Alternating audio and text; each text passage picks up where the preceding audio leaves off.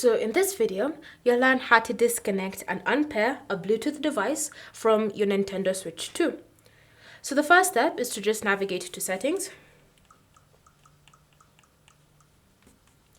And then once you're in your system settings, scroll until you find Bluetooth audio, select it, and then you should see your current connected Bluetooth device. So if you want to disconnect it, you have to just select it and then choose the option disconnect.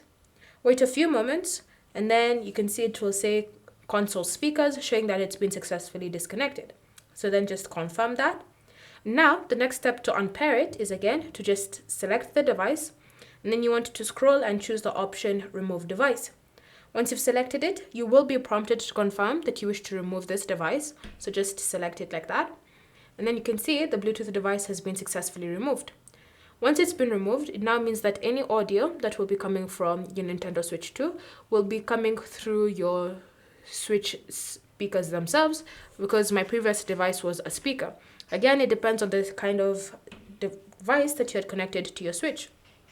Once you've disconnected, you can just navigate to home and continue using your Switch without it automatically connecting to your nearest Bluetooth device. Thank you for watching.